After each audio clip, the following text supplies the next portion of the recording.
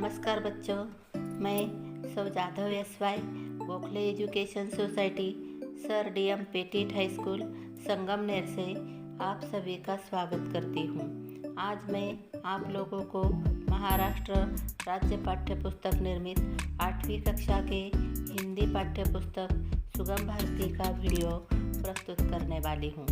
इस वीडियो के माध्यम से आप अपनी अध्ययन क्षमता का विकास कर सकते हैं।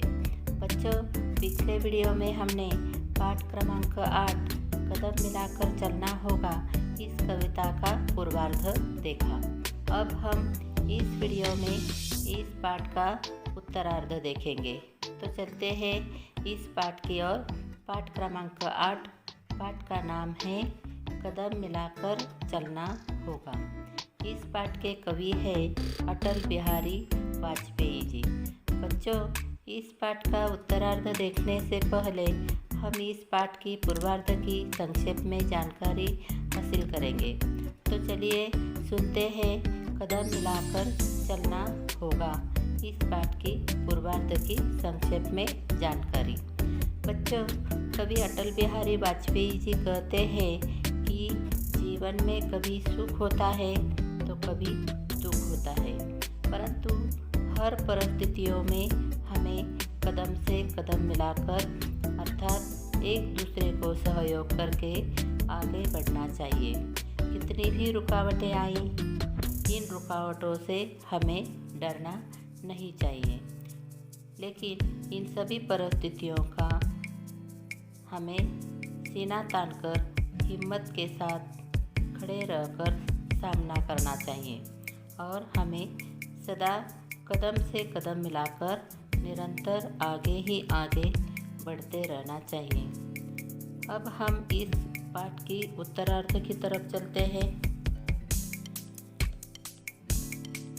उजियारे में, अंधकार में, कलकछार में, बीजधार में, घोर घृणा में, पूत प्यार में, क्षणिक जीत में, दीर्घहार में, जीवन के शत शत आकर्षक अरमानों को दलना होगा, कदम मिलाकर चलना होगा। बच्चों, इसमें कठिन शब्दार्थ इस प्रकार है। उजियारा मतलब उजाला, कर मतलब बगल, कछार मतलब नीची जमीन या नदी का तट, धार अर्थात धारा, घोर मतलब अत्यधिक, घृणा अर्थात नफरत, पूत मतलब बेटा, क्षणिक मतलब बहुत कम समय की या पल भर, दीर्घ मतलब बड़ी या लंबे समय की, अरमान मतलब लालसा या अभिलाषा, शत मतलब सैकड़ों, दलना अर्थात कुचलना। तो बच्चों, इस कड़ी की भाव की ओर चलते हैं। वह इस प्रकार है। कवि अटल बिहारी वाजपेयी जी कहते हैं कि जीवन में कभी उजाला होता है यानी सुख समृद्धि का समय होता है, तो कभी अंधेरा यानी दुख दर्द का समय होता है। कभी जीवन में कछार की भांति शांति होती है, नदी का तट हो और वहाँ हम खड़े हो, लेकिन कभी कभी परिस्थितियाँ इतनी विकट होती है कि जैसे किसी ने हमें नदी के धारा के बीच में छोड़ दिया हो और हम डावाडोल हो रहे हो। कभी घृणा या अपमान सहन करना पड़ता है, तो कभी कोई हमसे इतना प्यार करता है जैसे अपने प्रिय पुत्र से कर रहा हूँ। कभी हमें क्षण भर के लिए जीत मिलती है, तो कभी लंबे समय तक हार भी हमें झेलनी पड़ती है। कभी कभी ऐसा समय आता है कि हमें अपनी अभिलाषाओं का, सैकड़ों अरमानों का गला घुटना पड़ता है, लेकिन फिर भी ऐसी परिस्थिति में हमें एक दूसरे का साथ नहीं छोड़ना चाहिए और कदम से कदम मिलाकर आगे ही आगे बढ़ना चाहिए। तो बच्चों, इस कड़ी का भावार्थ इस प्रकार था। अब अगली कड़ी की ओर चलते हैं।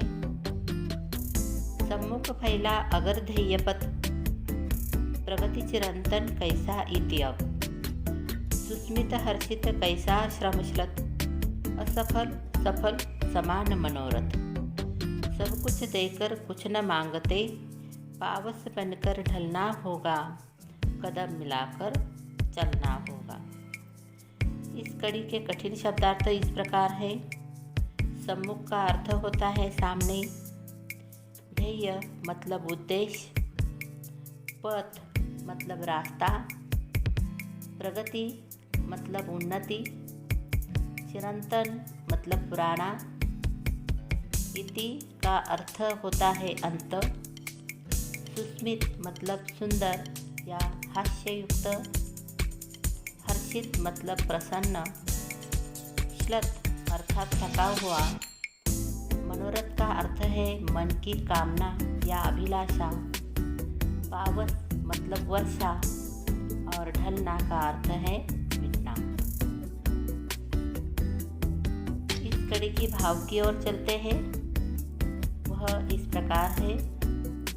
कवि अटल बिहारी वाजपेयी जी कहते हैं कि हमारे समक्ष हमारे उद्देश्य का मार्ग यदि है तो हमें निरंतर प्रगति के पथ पर आगे बढ़ना चाहिए और उसकी समाप्ति नहीं करनी चाहिए।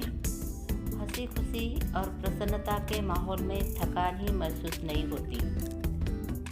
असफलता सफलता को हमेशा समान मानना चाहिए, दोनों में कोई अंतर नहीं रखना चाहिए।